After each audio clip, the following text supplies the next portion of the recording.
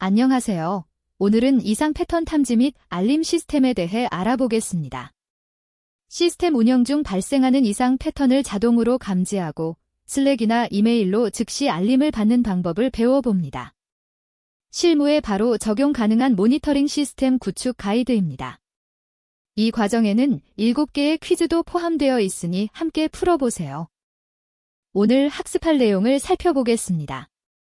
첫째, 임계갑 기반 알림으로 기본적인 모니터링 방법을 배웁니다. 둘째, 급증 패턴 탐지 알고리즘으로 갑작스러운 변화를 감지하는 방법을 알아봅니다. 셋째, 슬랙과 이메일로 알림을 연동하는 방법을 실습합니다.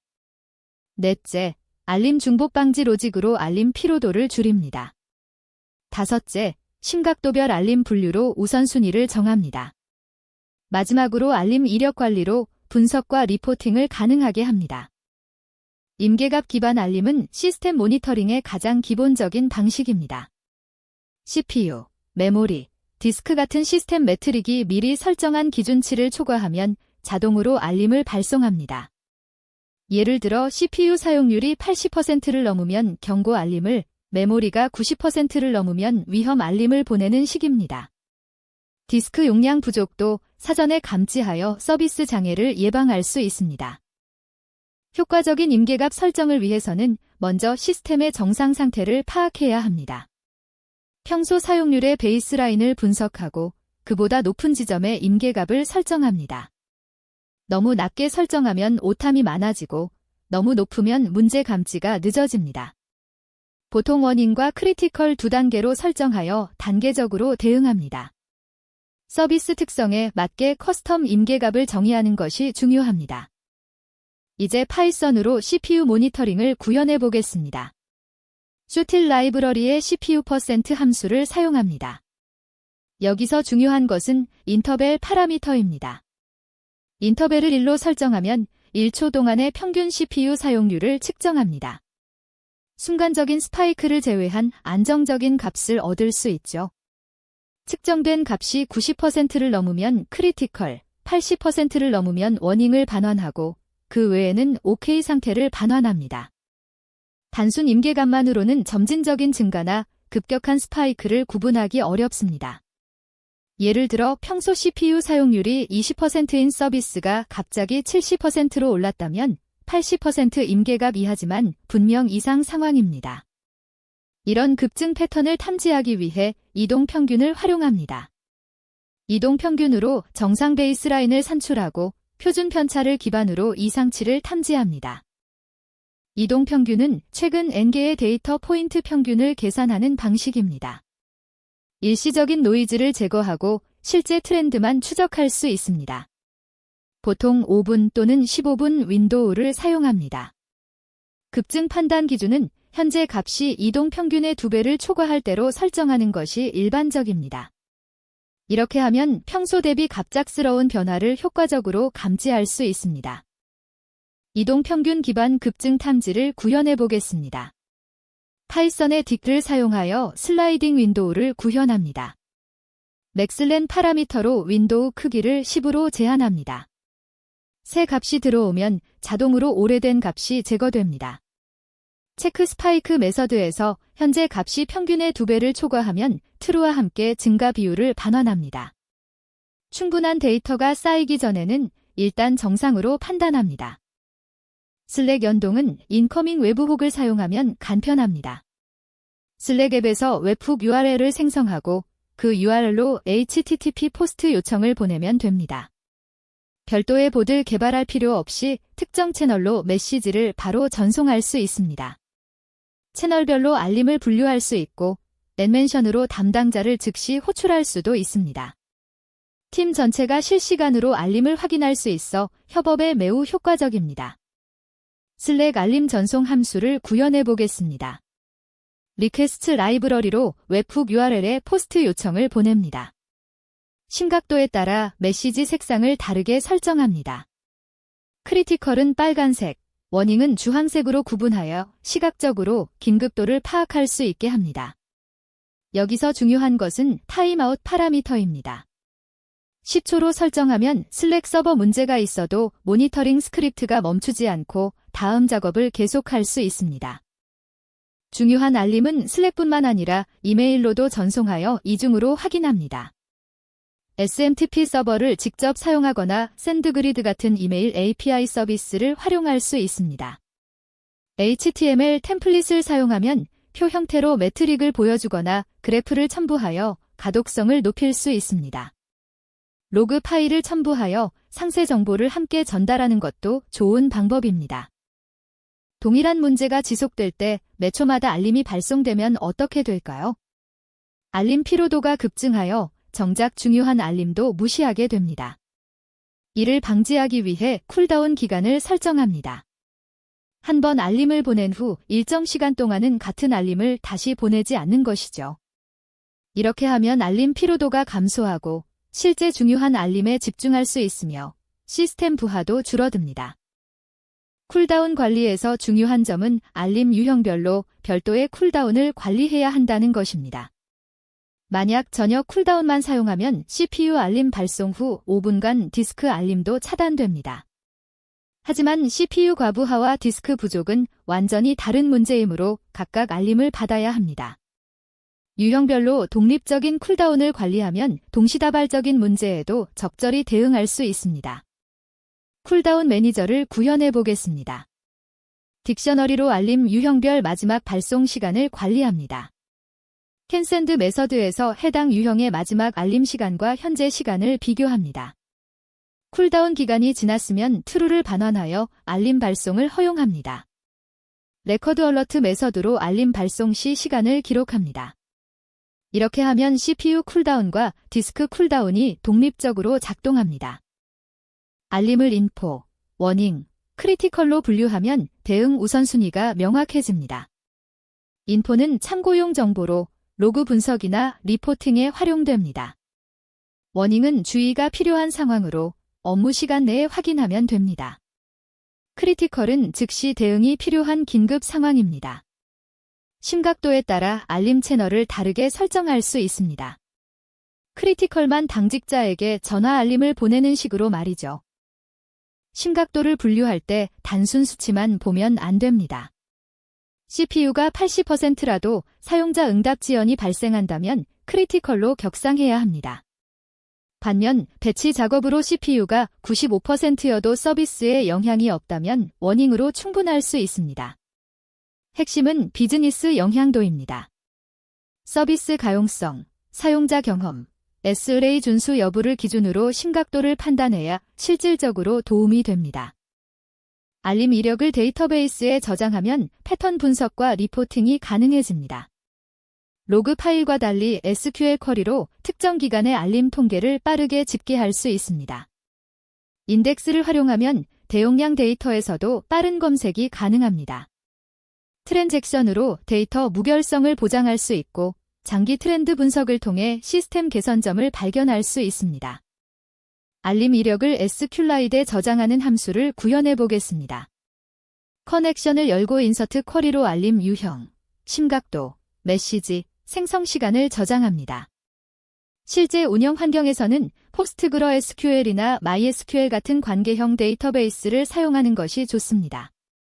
저장된 데이터로 월별 알림 통계, 가장 빈번한 알림 유형, 특정 시간대 알림 패턴 등을 분석할 수 있습니다. 지금까지 배운 내용을 정리해 보겠습니다. 임계갑 기반 알림으로 기본 모니터링을 하고 이동 평균으로 급증 패턴을 탐지합니다. 슬랙과 이메일로 알림을 발송하고 쿨다운으로 중복을 방지합니다. 심각도로 우선순위를 정하고 이력을 데이터베이스에 저장합니다. 이 모든 요소가 유기적으로 동작하는 통합 모니터링 시스템을 구축하면 운영 자동화를 실현할 수 있습니다. 첫 번째 퀴즈입니다. 임계갑 기반 알림 시스템에서 쇼틸 CPU%의 인터벨 매개 변수가 필요한 이유로 가장 적절한 것은 무엇일까요? 첫째, CPU 사용률을 1초 동안 측정하여 순간적인 스파이크를 제외한 평균값을 얻기 위해. 둘째, 시스템 부하를 줄이기 위해 CPU 측정 주기를 1초로 제한하기 위해. 셋째, CPU 코어별 사용률을 1초 간격으로 분리하기 위해. 넷째, 이전 측정값과의 차이를 1초 단위로 계산하기 위해. 잠시 생각해 보세요. 정답은 한 번입니다. 인터벨 매개 변수는 CPU 사용률을 측정하는 시간 간격을 지정합니다. 인터벨을 1로 설정하면 1초 동안의 평균 CPU 사용률을 반환하여 순간적인 CPU 스파이크로 인한 오탐을 방지하고 더 정확한 모니터링이 가능합니다. 인터벨을 지정하지 않으면 첫 호출 시 부정확한 값이 나올 수 있습니다. 두 번째 퀴즈입니다. 급증 패턴 탐지에서 이동 평균을 사용하는 핵심 이유는 무엇일까요? 첫째, 과거 데이터의 가중치를 시간에 따라 감소시키기 위해. 둘째, 일시적인 노이즈를 평활화하고 정상 범위의 기준선을 설정하기 위해. 셋째, 메모리 사용량을 최소화하기 위해. 넷째, 데이터의 표준 편차를 계산하기 위해. 어떤 것이 정답일까요? 정답은 2번입니다. 이동 평균은 일정 기간의 데이터를 평균화하여 일시적인 변동, 즉 노이즈를 제거하고 데이터의 전반적인 추세를 파악하는 데 사용됩니다. 급증 패턴 탐지에서는 이동 평균을 정상 상태의 기준선, 즉 베이스라인으로 삼고 현재 값이 이 기준선에서 얼마나 벗어났는지를 측정하여 이상 패턴을 감지합니다. 세 번째 퀴즈입니다. 알림 중복 방지 로직에서 알림 유형별로 별도의 쿨다운을 관리해야 하는 이유는 무엇일까요? 첫째, 서로 다른 유형의 문제가 동시에 발생할 수 있기 때문에. 둘째, 데이터베이스 정규화 원칙을 준수하기 위해. 셋째, 알림 API의 레이트 리미팅을 회피하기 위해. 넷째, 메모리 사용량을 최적화하기 위해. 정답은 무엇일까요? 정답은 한 번입니다.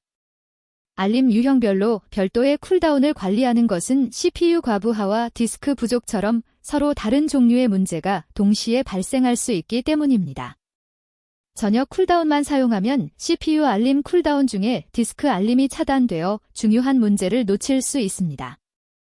유형별로 관리하면 모든 이상 상황에 적절히 대응할 수 있습니다. 네 번째 퀴즈입니다. 심각도별 알림 분류에서 단순 임계값 차이 외에 반드시 고려해야 할 요소는 무엇일까요? 첫째, 알림 수신자의 권한 레벨. 둘째, 문제가 서비스 가용성에 미치는 영향과 대응 긴급도. 셋째, 알림 전송 비용. 넷째, 과거 알림 통계. 어떤 것이 가장 중요할까요? 정답은 2번입니다. 심각도를 분류할 때 가장 중요한 것은 해당 문제가 실제 서비스에 미치는 영향과 얼마나 빨리 대응해야 하는지입니다. CPU 80%라도 사용자 요청 처리 실패로 이어진다면 크리티컬입니다. 비즈니스 영향도와 대응 시간 요구사항을 함께 고려하여 심각도를 결정해야 합니다. 다섯 번째 퀴즈입니다. 알림 이력을 데이터베이스에 저장할 때 로그 파일 대비 얻을 수 있는 이점으로 가장 적절하지 않은 것은? 첫째, SQL 쿼리로 통계를 빠르게 집계할 수 있다. 둘째, 인덱싱으로 빠른 검색이 가능하다. 셋째, 트랜잭션으로 원자성을 보장할 수 있다. 넷째, 알림 전송 실패 시 자동 재전송이 가능하다. 가장 적절하지 않은 것을 고르세요. 정답은 4번입니다. 데이터베이스에 알림 이력을 저장하는 것은 구조화된 저장, 빠른 검색, 통계 분석에 유용하지만 알림 전송 실패 시 자동 재전송 기능은 데이터베이스 저장 자체가 제공하는 기능이 아닙니다. 재전송 로직은 별도의 제시도 메커니즘이나 메시지 큐 시스템으로 구현해야 합니다. 데이터베이스는 이력 기록의 역할을 합니다. 여섯 번째 퀴즈입니다. 슬랙 웹훅을 통한 알림 전송 시 리퀘스트, 포스트의 타임아웃 매개 변수를 설정하는 것이 중요한 이유는?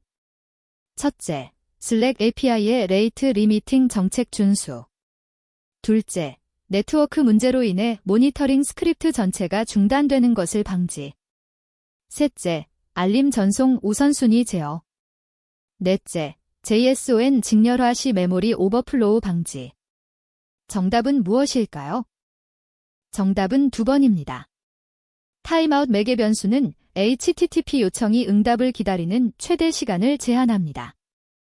타임아웃을 설정하지 않으면 슬랙 서버가 응답하지 않거나 네트워크 문제가 발생했을 때 무한정 대기하게 되어 전체 모니터링 스크립트가 멈춰버립니다. 타임아웃을 10초로 설정하면 응답이 없어도 다음 작업을 계속할 수 있습니다. 마지막 퀴즈입니다. 여러 매트릭을 동시에 모니터링할 때 각 체크 함수를 별도 스레드로 분리해야 하는 경우는 첫째, 매트릭 수집 함수 중 하나가 I/O 블로킹이나 오래 걸리는 작업을 수행할 때의 둘째, 각 매트릭의 임계값이 서로 다른 단위를 사용할 때의 셋째, 알림 전송 채널이 2가지 이상일 때의 넷째, 모니터링 대상 서버가 분산되어 있을 때 정답은 무엇일까요? 정답은 한 번입니다. 매트릭 체크를 별도 스레드로 분리하는 주요 이유는 병렬 처리와 블로킹 방지입니다. 예를 들어 디스크 사용률 체크가 네트워크 마운트된 디스크를 확인하느라 5초가 걸린다면 순차 실행 시 다른 매트릭도 5초씩 지연됩니다. 스레드로 분리하면 각 체크가 독립적으로 시행되어 한 매트릭의 지연이 다른 매트릭에 영향을 주지 않습니다. 오늘 학습을 완료하셨습니다. 이상 패턴 탐지와 알림 시스템 구축의 핵심을 배웠습니다. 임계값 기반 알림, 급증 패턴 탐지, 슬랙과 이메일 연동, 중복 방지 로직, 심각도 분류, 이력 관리까지 실무에 바로 적용할 수 있는 내용들입니다. 코드데크와 함께 해주셔서 감사합니다.